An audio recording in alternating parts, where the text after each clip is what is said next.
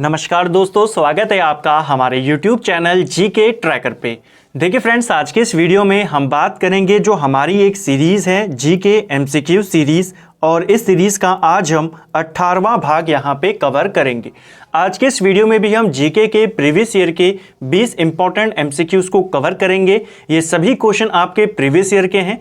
इनको हम ना सिर्फ यहाँ पे सॉल्व करेंगे, इनके साथ हम इनसे जुड़े हुए जो एक्स्ट्रा फैक्ट हैं उनको भी हम यहाँ पे कवर करते हुए चलेंगे, जिससे आपके प्रीवियस ईयर के क्वेश्चन भी सॉल्व हो जाएं और आपका अच्छे से प्रैक्टिस एंड रिवीजन साथ में हो सके। ये हमारा इस सीरीज़ का 18वां भाग है। अगर आपने अभी तक इस सीरीज़ के जो प्रीवियस पार्ट हैं उनको नहीं देखा, आप उन्हें प्लेलिस्ट में जाके देख सकते हैं। चलिए फ्रेंड्स, आज की इस वीडियो को शुरू करते हैं। आज का हमारा पहला प्रश्न है, सबसे तीव्र गति से सूर्य का चक्कर लगाने वाला ग्रह कौन सा है। अब देखिए, जो ग्रह होते हैं इनकी दो गतियां होती हैं। एक, ये सूर्य का चक्कर लगाते हैं, और दूसरा ये अपने अक्ष पर घूमते हैं, यानी अपने एक्सिस पर घूमते हैं। तो दोनों प्रश्न बनते हैं कि सूर्य का सबसे तेज चक्कर कौन सा ग्रह लगाता है और अपने एक्सिस पर कौन सा ग्रह सबसे तेज घूमता है। ठीक है, दोनों आपको पूछे जाते हैं। यहाँ पे जो प्रश्न है कि सूर्य का सबसे तेज चक्कर लगाने वाला वो है बुध। ठीक है, ऑप्शन ए हमारा सही आंसर होगा। बुध ग्रह सूर्य का सबसे तीव्र गति से चक्कर पूरा करता है। कितने दिनों में ये सूर्य का एक चक्कर पूरा करता है? 88 दिन में ये सूर्य का एक पूरा चक्कर कर लेता है। ठीक है, हमारी पृथ्वी कितने दिन में करती है? हमारी पृथ्वी लगभग 365 दिन में करती है। यह है जो सबसे तेज करता है। पृथ्वी का हमने देखा। सबसे धीमी गति से कौन सूर्य का चक्कर पूरा करता है? तो वो है वरुण ग्रह। ठीक है, वरुण ग्रह को सूर्य का एक चक्कर पूरा करने में 164 वर्षों का समय लगता है। ठीक है, तो ये हमने सूर्य के चक्रों की बात करी, जो आपको याद रखना है। दूसरी चीज जो पूछी जाती है, अपने एक्स पर कौन सबसे तेज घूमता है? पृथ्वी कितने समय में घूमती है और सबसे धीमा कौन घूमता है? अपने एक्सिस पर सबसे तेज घूमता है बृहस्पति। अपनी परिधि में एक चक्कर पूरा करने में बृहस्पति को लगभग 9.9 घंटे लगते हैं। ठीक है, यानी लगभग 10 घंटे लगते हैं। पृथ्वी को लगभग 24 घंटे लगते हैं, ये भी आपको पूछा जाता है। और सबसे धीमी गति से घूमता है शुक्र। ठीक है, शुक्र को अपनी परिधि पर एक चक्कर पूरा करने में 243 दिन का समय लगता है। ठीक, तो ये सारे आंकड़े आपको याद रखने हैं, पेपर में पूछे जाते हैं। नेक्स्ट है हमारा, अवतारवाद का प्रथम उल्लेख कहाँ मिलता है? तो ये क्वेश्चन हाल ही में एसएससी के एग्जाम में पूछा गया है। अवतारवाद का पहला उल्लेख हमें भगवत गीता में मिलता है। ऑप्शन सी हमारा सही आंसर होगा। अब देखिए, यहां पर आपको एक चीज समझनी है। जो महाभारत है, महाभारत के अंदर जो महाभारत पूरा ग्रंथ है, इसके अंदर कितने पर्व हैं? महाभारत में 18 पर्व हैं। ठीक है, अलग अलग पर्व हैं, उनके अलग अलग नाम हैं। ये क्वेश्चन बनता है कि महाभारत में कितने पर्व हैं, आपने बताना है 18। ठीक है, अब इनके नाम क्या क्या हैं? तो देखिए, सभी 18 नाम आपको याद नहीं रखने। कुछ प्रमुख हैं, जैसे सभा पर्व है, वन पर्व, विराट पर्व, आपका उद्योग पर्व है, एक भीष्म पर्व है, कर्ण पर्व है, इस प्रकार से। ठीक है, तो पर्वों की संख्या कितनी है? 18। इन्हीं पर्वों में एक छठवां पर्व है जिसे कहते हैं भीष्म पर्व। ठीक है, क्यों इंपॉर्टेंट है, मैं क्यों बता रहा हूं, अभी आपको समझ में आ जाएगा। ये जो छठा पर्व है महाभारत का, भीष्म पर्व, ये जो भगवत गीता है, ये इसी का भाग है। ये पूछा जाता है कि महाभारत का कौन सा पर्व गीता से संबंधित है, तो वो है छठा पर्व, जिसे हम भीष्म पर्व कहते हैं। ठीक है, और महाभारत में जो भीष्म पर्व है यानी गीता, तो गीता भगवत गीता में ही सबसे पहले अवतारवाद का उल्लेख किया गया है। तो ये भी आपको याद रखना है, क्वेश्चन बनता है। इसीलिए मैंने आपको बताया कि गीता किसका भाग है? जो भीष्म पर्व है उसी का भाग है। ठीक है, नेक्स्ट है, किस यूरोपीय देश को लघु यूरोप कहा जाता है? तो लघु यूरोप के नाम से किस देश को जाना जाता है? सही आंसर है फ्रांस को। ऑप्शन ए हमारा सही आंसर होगा। यह क्वेश्चन भी पेपर में पूछा गया है। जो लघु यूरोप माना जाता है फ्रांस को, क्यों माना जाता है? तो जो इसकी जलवायु है, जलवायु की दृष्टि से इसको लघु यूरोप यानी छोटा यूरोप माना जाता है। ठीक है, किसे? फ्रांस को।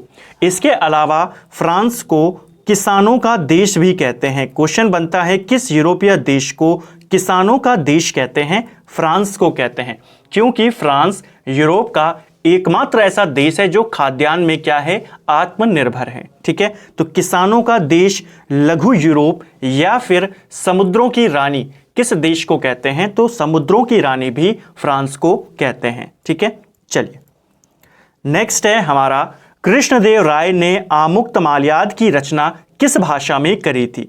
अब देखिए, विजयनगर साम्राज्य और खासकर कृष्णदेव राय से कई सारे प्रश्न बनते हैं और हम कई सारी वीडियोस में इनसे जुड़े हुए सारे तथ्यों को भी हम देखते हुए आते हैं। ठीक है, तो ये एक अलग प्रश्न जो इनसे ही पूछा जा चुका है। इन्होंने, कृष्णदेव राय, विजयनगर साम्राज्य के सबसे प्रतापी राजा, सबसे महान राजा इनको माना जाता है। ठीक है, किस वंश के हैं ये? तो ये पेपर में पूछा गया है। कृष्णदेव राय तुलुवा वंश से संबंधित हैं। ठीक है, इन्होंने मेनली 2 ग्रंथों की रचना करी। एक ग्रंथ का नाम है आमुक्तमाल्याद। ठीक है, यह इन्होंने तेलुगु भाषा में लिखा था। ठीक है, तो यही प्रश्न पूछा जा रहा है, आपको डायरेक्टली पूछ लेगा आमुक्तमाल्याद किसकी रचना है? कृष्णदेव राय की। किस भाषा में लिखी गई है? तेलुगु में। इसके अलावा इनकी एक रचना और है जो पेपर में पूछी जाती है, जाम्बवती कल्याणम। ठीक है, तो ये रचना किसकी है? कृष्णदेव राय की, लेकिन ये वाली रचना इन्होंने संस्कृत भाषा में लिखी है। दोनों इंपॉर्टेंट है, दोनों पेपर के अंदर पूछा जाता है। ठीक है, मुद्रा स्वयं मुद्रा का निर्माण करती है, यह परिभाषा किसने प्रस्तुत करी थी? देखिए, मुद्रा खुद मुद्रा का निर्माण करती है, यह कहा था क्राउमर ने। ऑप्शन सी इसका सही आंसर है। यह क्वेश्चन एसएससी में भी पूछा जा चुका है, रेलवे में आ चुका है, यूके ट्रिपल एस से भी इसको पूछ चुका है। तो मुद्रा खुद मुद्रा का निर्माण करती है, यह कहा है क्राउमर ने। ठीक है, और अच्छी मुद्रा जो होती है उसको बाहर कर दिया जाता है खराब मुद्रा के द्वारा। ये किसने कहा है, या ये किसका सिद्धांत है कि जो डुप्लीकेट करेंसी होती है वो ओरिजिनल करेंसी को बाहर कर देती है? ये कहा है ग्रिश्म ने। ठीक है, ग्रिश्म का नियम। माल्थस के अनुसार जनसंख्या कितने वर्षों में दुगनी हो जाती है? इसको हो कर देना। माल्थस के अनुसार जनसंख्या जो है 25 वर्षों में दोगुनी हो जाती है, और ये क्वेश्चन भी आयोग के द्वारा पूछा जा चुका है, चाहे वो एसएससी हो या यूके ट्रिपल एससी हो। ठीक है, तो माल्थस कौन है? जनसंख्या आप बता सकते हैं कि विशेषज्ञ है इसी का। ठीक है, और इसी ने एक सिद्धांत दिया, इसके अनुसार जो जनसंख्या है किसी भी क्षेत्र की वो 25 वर्षों में दोगुनी हो जाती है। नेक्स्ट है हमारा, परम भागवत उपाधि धारण करने वाला पहला गुप्त शासक कौन था? गुप्त वंश से भी कई सारे प्रश्न पेपर में बनते हैं। परम भागवत की उपाधि धारण करने वाला पहला गुप्त राजा था, ऑप्शन सी समुद्रगुप्त। ठीक है, ये आपको याद रखना है। पहले गुप्तों की बात करते हैं और फिर बात करेंगे डिटेल में समुद्रगुप्त की। गुप्त वंश का संस्थापक कौन है? पेपर में पूछा जाता है। गुप्त वंश का संस्थापक है श्रीगुप्त। ठीक है, कौन है गुप्त वंश का संस्थापक? श्रीगुप्त।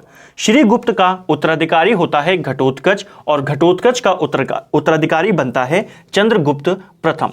चंद्रगुप्त प्रथम को गुप्त वंश का वास्तविक संस्थापक माना जाता है। अगर आपको सिंपल पूछे संस्थापक, आप बताएंगे श्रीगुप्त, लेकिन अगर पूछे वास्तविक संस्थापक, या अगर ऑप्शन में श्रीगुप्त ना दे तो आप बताएंगे चंद्रगुप्त प्रथम। ठीक है, ये चीज है। चंद्रगुप्त प्रथम का ही उत्तराधिकारी हुआ समुद्रगुप्त, और समुद्रगुप्त ने पहला ऐसा गुप्त शासक था जिसने परम भागवत की उपाधि धारण करी। जब चंद्रगुप्त प्रथम राजा था तो इसने महाराजा धीराज की उपाधि धारण करी थी। ये क्वेश्चन भी बनता है, तो ये उपाधि सबसे पहले किसने धारण करी थी? चंद्रगुप्त प्रथम ने। समुद्रगुप्त ने परम भागवत की उपाधि धारण करी। इसके अलावा समुद्रगुप्त को भारत का नेपोलियन भी कहते हैं। समुद्रगुप्त को कविराज के नाम से भी जाना जाता है। यह क्वेश्चन भी पेपर में बनता है कि किस गुप्त शासक को कविराज के नाम से जाना जाता है? वो है समुद्रगुप्त। ठीक है, और इसे ही भारत का नेपोलियन कहा जाता है। भारत का नेपोलियन, इसे इसकी जो विजय हुई थी, इसने कई सारे युद्ध लड़े। इसने जो दक्षिण भारत के राजा थे, दक्षिण भारत के इसने 12 राजाओं को, उत्तर भारत के इसने 9 राजाओं को पराजित किया, जिस वजह से समुद्रगुप्त को भारत का नेपोलियन कहा गया। ठीक है, ये सारे प्रश्न नेपोलियन, ये जो समुद्रगुप्त है, इनसे पूछे जाते हैं। एक क्वेश्चन और है जो समुद्रगुप्त से पूछा जाता है। समुद्रगुप्त के जो दरबारी कवि थे उनका नाम था हरिसेन। पेपर में पूछा गया है हरिसेन किसके दरबारी थे? समुद्रगुप्त के दरबारी थे। ठीक है, और इन्होंने एक लेख लिखा है, इलाहाबाद प्रशस्ति लेख। किसका है? समुद्रगुप्त का है, लेकिन लिखा किसने है? हरिसेन ने लिखा है। ठीक है, तो ये सारी चीजें आपको याद रखनी है। नेक्स्ट है हमारा, किसके मत में 1857 की क्रांति आरंभ में सैनिक विद्रोह था जो बाद में राष्ट्रीय विद्रोह या स्वतंत्रता संग्राम में परिणत हो गया? तो किसने ये डेफिनेशन दी या किसने ऐसा स्टेटमेंट दिया कि जो 1857 की क्रांति थी वो शुरुआत में एक सैनिक विद्रोह था, लेकिन आगे जाकर वो स्वतंत्रता संग्राम में बदल गया? ये कहा है SN सेन ने। ऑप्शन सी इसका सही आंसर है। स्वतंत्रता संग्राम जो हुआ 1857 में, इसको लेकर अलग अलग टिप्पणियां की गई, अलग अलग स्टेटमेंट दिए गए। उन्हीं में से एक है SR सेन, जिन्होंने कहा कि ये शुरुआत में तो सैनिक विद्रोह था, लेकिन बाद में ये स्वतंत्रता संग्राम बना, बाद में ये राष्ट्रीय विद्रोह बना। ठीक है, अगर हम बात करें किसने क्या क्या कहा जो 1857 की क्रांति है, VD सावरकर इनका प्रसिद्ध स्टेटमेंट है। इन्होंने 1857 की क्रांति को फर्स्ट वॉर ऑफ इंडिपेंडेंस कहा था, यानी भारत का पहला स्वतंत्रता संग्राम। किसने कहा? VD सावरकर ने। ठीक है, जो डिज़रायली था इसने 1857 की क्रांति को एक राष्ट्रीय विद्रोह कहा था। इसने कहा था ये एक राष्ट्रीय विद्रोह था। TR होम्स की बात करें तो इसने भी एक इंपॉर्टेंट स्टेटमेंट दिया था क्रांति को लेकर। इसने कहा था कि 1857 की क्रांति बर्बरता और सभ्यता के बीच का युद्ध है। ठीक है, बर्बरता और सभ्यता के बीच का युद्ध 1857 की क्रांति को किसने कहा था? तो TR होम्स ने कहा था। ठीक है, नेक्स्ट है हमारा, संविधान के कौन से भाग में पंचायती राज से संबंधित प्रावधान शामिलित किए गए हैं? पंचायती राज से संबंधित प्रावधान संविधान के भाग 9 में है। अनुच्छेद की बात करेगा तो अनुच्छेद 243 का से लेकर अनुच्छेद 243 अणा तक जो है ये सारे किससे संबंधित हैं? पंचायती राज से संबंधित हैं। ठीक है, तो ये आपको याद रखना है, पेपर में पूछा जाता है। पंचायती राज को लेकर ऑलरेडी एक वीडियो बना हुआ है, आप अगर डिटेल में जानना चाहते हैं आप उसको जाके देख सकते हैं। निम्न में से किस शहर में भारत का पहला चंदन संग्रहालय स्थापित किया जा रहा है? तो भारत का पहला चंदन संग्रहालय कहां पर स्थापित किया जाएगा? ये किया जाएगा मैसूर में। ऑप्शन ए हमारा राइट आंसर है। हाल ही में SSC CGL में ये प्रश्न पेपर में पूछा गया है। ठीक है, तो कहां पर स्थापित किया जाएगा? मैसूर। राज्य पूछेगा कर्नाटक। नेक्स्ट है, मूल भारतीय संविधान को किसने हस्तलिखित किया था? जो मूल भारतीय संविधान है वो प्रिंटेड नहीं है, वो हाथ से लिखा गया है, जिसको लिखा था प्रेम बिहारी नारायण रायजादा ने। ठीक है, ऑप्शन डी इसका राइट आंसर होगा। जो उसकी मूल संविधान है हमारा, उसकी हिंदी प्रति और अंग्रेजी प्रति को अपने हाथ से लिखा है प्रेम बिहारी नारायण रायजादा ने। यह क्वेश्चन भी पेपर में पूछा गया है। नेक्स्ट है हमारा, निम्न में से किसका मुख्यालय जिनेवा में है? जिनेवा आप जानते हैं किस देश में पड़ता है? ये स्विट्जरलैंड में पड़ता है। ठीक है, और जितने भी प्रमुख अंतर्राष्ट्रीय संगठन हैं, आधे से ज़्यादा का जो हेडक्वार्टर है वो जिनेवा में पड़ता है। क्वेश्चन बन रहा है कि इनमें से किस एक का जो हेडक्वार्टर है वो जिनेवा में है? सारे इंपॉर्टेंट संगठन है। ठीक है, चाहे वो यूनिसेफ हो, यूनेस्को हो, IMF हो या WTO हो। ठीक है, तो किसका हेडक्वार्टर है आपके जिनेवा में? सही आंसर है ऑप्शन डी, विश्व व्यापार संगठन का। ठीक है, जो WTO है इसका हेडक्वार्टर कहाँ है? जिनेवा में है। यूनिसेफ की बात करें, यूनिसेफ का हेडक्वार्टर न्यूयॉर्क में है। यूनेस्को का हेडक्वार्टर पेरिस में है, पूछा जाता है। अंतर्राष्ट्रीय मुद्रा कोष IMF का हेडक्वार्टर वॉशिंगटन DC में है। ठीक है, तो इन सब के हेडक्वार्टर अलग अलग जगह पर हैं, जबकि जो विश्व व्यापार संगठन है कहां पर है इसका मुख्यालय? इसका मुख्यालय आपके जिनेवा में है। ठीक है, अब इसको लेकर एक और क्वेश्चन पूछा जाता है WTO को लेकर। WTO की स्थापना कब हुई? इसकी स्थापना होती है 1995 में। अगर आप इनको देखेंगे, ये तीनों के तीनों 1940s के बने हुए हैं। जैसे यूनिसेफ 1946 का बना है, यूनेस्को 1946 का बना है, ठीक है, IMF 1945 का बना है, तो सब 1940 के दशक के हैं। जबकि WTO 1995 में बना है। इसका कारण यह है कि पहले एक दूसरा संगठन था जिसका नाम था गेट, ठीक है, general agreement on tariff and trade, ये इसका फुल फॉर्म था। 1947 में बना था। 1995 में इसको हटा दिया गया और इसकी जगह पर एक नया संगठन बनाया गया, ठीक है। तो ये सारी चीज आपको याद रखनी है। भारत में बैंकिंग विनियम अधिनियम कब पारित किया गया था? देखिए, भारत में बैंकिंग विनियम अधिनियम, ये क्वेश्चन भी यूके SSSC पूछ चुका है, रेलवे पूछ चुका है, ठीक है। ये आया था आपका कब पारित किया गया, तो ये पारित हुआ 1949 में, ठीक है। ऑप्शन डी इसका राइट आंसर होगा। अगला प्रश्न है हमारा, सातवाहनों के समय मुद्रा सर्वाधिक किस धातु की बनी थी? अब देखिए, सातवाहन शासकों ने भारत पर जब यहाँ पे शासन किया इन्होंने, दक्षिण और उत्तर के मध्य में, तो इन्होंने सबसे ज्यादा किस धातु की मुद्रा प्रचलित करी थी? सही आंसर है यहाँ पर ऑप्शन ए, सीसा की। प्रश्न बनता है कि किस वंश के राजाओं ने सीसा की मुद्राएं ज्यादा चलवाई थी? तो वो थे सातवाहन वंश, ठीक है। सातवाहन शासन काल में ये सारी मुद्राएं चलन में थी, ठीक है। सबकी मुद्राएं बनती थी, प्रोटीन की, तांबे की, चांदी की, लेकिन सबसे ज्यादा किसकी मुद्राएं थी? सीसा की मुद्राएं थी, ठीक है। लेड की मुद्राएं यहां पर सबसे ज्यादा बनाई जाती थी। ये जो सीसा होता था जिसकी ये मुद्रा बनाते थे, कहां से मंगवाया जाता था? बन सकता है तो रोम से मंगवाया जाता था ये सीसा, ठीक है। सातवाहन वंशों की बात करें तो इस वंश का संस्थापक कौन है? पूछा जाता है। सातवाहन वंश का संस्थापक है सिमुक, ठीक है। सातवाहन वंश का संस्थापक कौन है? सिमुक है। इनकी राजधानी कहां पर थी? तो प्रतिष्ठान में इनकी राजधानी है, ठीक है। पूछा जाता है प्रतिष्ठान किस वंश की राजधानी थी? सातवाहन राजवंश।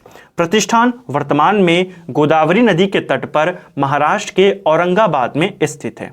इनकी राजकीय भाषा क्या थी? सातवाहनों की इनकी राजकीय भाषा थी प्राकृत, ठीक है, और लिपि इनकी ब्राह्मी थी। अणुव्रत शब्द किस धर्म से जुड़ा हुआ है? यह क्वेश्चन भी पेपर में पूछा जा चुका है। अणुव्रत शब्द जो है ये जैन धर्म से जुड़ा हुआ है, ठीक है। तो ऑप्शन ए हमारा सही आंसर होगा। नेक्स्ट है, WWW का पूर्ण रूप क्या होता है? यह क्वेश्चन भी आयोग के द्वारा, यूके SSSC, रेलवे बोर्ड के द्वारा, SSC के द्वारा कई बार पूछा गया है। जो WWW है इसका फुल फॉर्म काफी आसान है, वर्ल्ड वाइड वेब इसका फुल फॉर्म होता है। ऑप्शन सी हमारा सही आंसर यहां पर होगा, ठीक है। वर्ल्ड वाइड वेब दरअसल है क्या? तो ये एक ब्राउजर है, विश्व का पहला ब्राउजर है। जिसको किसने बनाया? इसको बनाया है टिम बर्नर-ली ने, ठीक है। किसके द्वारा? WWW का आविष्कार किसने किया? टिम बर्नर-ली। 1989 और 90 के बीच में इन्होंने इसका आविष्कार किया था, ठीक है। तो यह एक वेब ब्राउजर है, दुनिया का पहला वेब ब्राउजर अगर आपको पूछे तो वर्ल्ड वाइड वेब है, ठीक है। चलिए, इसके अलावा टिम बर्नर-ली ने देखिए वर्ल्ड वाइड वेब का आविष्कार किया। एक आपने लैंग्वेज सुनी होगी HTML, ठीक है, हाइपर टेक्स्ट मार्कअप लैंग्वेज। इसको भी विकसित किसने किया है? टिम बर्नर-ली ने किया है। यह भी पूछा जा सकता है। नेक्स्ट है हमारा, किस श्रेणी को ऊपरी एशिया की रीढ़ के रूप में जाना जाता है? तो ऊपरी एशिया की रीढ़ ये कहा जाता है काराकोरम श्रेणी को। ऑप्शन सी हमारा सही आंसर यहां पर होगा, ठीक है। नेक्स्ट है हमारा, मौर्य साम्राज्य में तीर्थ यात्रियों पर लगाए जाने वाले कर का नाम क्या था? देखिए, मौर्य साम्राज्य में तीर्थ यात्रियों के ऊपर जो टैक्स लगाया जाता था उसको क्या कहते थे? ये क्वेश्चन पेपर में पूछा गया है, ठीक है। हाल ही में SSC के पेपर में ये पूछा गया। इसको कहा जाता था यात्रा वेतन। ऑप्शन बी इसका राइट आंसर होगा, ठीक है। आपको याद रखना है, पेपर में पूछा गया है। नेक्स्ट है हमारा, संयुक्त राष्ट्र विकास कार्यक्रम UNDP के मानव विकास रिपोर्ट की तर्ज पर भारत की पहली मानव विकास रिपोर्ट कब जारी की गई थी? आप जानते हैं जो UNDP है ये हर साल मानव विकास रिपोर्ट को जारी करता है। पहली रिपोर्ट इसने 1990 में जारी करी थी, ठीक है। इसी की तर्ज पर भारत ने भी अपनी पहली मानव विकास रिपोर्ट जारी करी। किस वर्ष? तो भारत ने 2002 में मानव विकास रिपोर्ट, जो अपनी मानव विकास रिपोर्ट था, उसको जारी किया था। तो आपको याद रखना है, भारत की पहली मानव विकास रिपोर्ट कब जारी की गई? अप्रैल 2002 में। ठीक है। और यूएनडीपी करता है, यह भी पूछा गया है कि जो मानव विकास सूचकांक है कौन जारी करता है? यूएनडीपी, जिसने पहली बार 1990 में किया। नेक्स्ट है हमारा, स्थानांतरित कृषि को किस अन्य नाम से भी जाना जाता है? जो स्थानांतरित कृषि है इसे हम स्लैश एंड बर्न के नाम से भी जानते हैं। इसी को हम झूम कृषि भी कहते हैं। यह क्वेश्चन उत्तराखंड में पूछा जा चुका है कि झूम कृषि को किस अन्य नाम से जाना जाता है? स्थानांतरित कृषि, और इसी का अन्य नाम है slash and burn. Option D इसका राइट आंसर होगा। तो फ्रेंड्स, ये था हमारा जो जीके एमसीक्यू सीरीज है उसका आज हमने भाग 18वां देखा। नंबर ऑफ क्वेश्चन भले ही यहाँ पर 20 थे, लेकिन अगर आप एक्स्ट्रा फैक्ट को देखें तो 35 प्लस प्रश्नों को हमने यहाँ पे कवर किया है।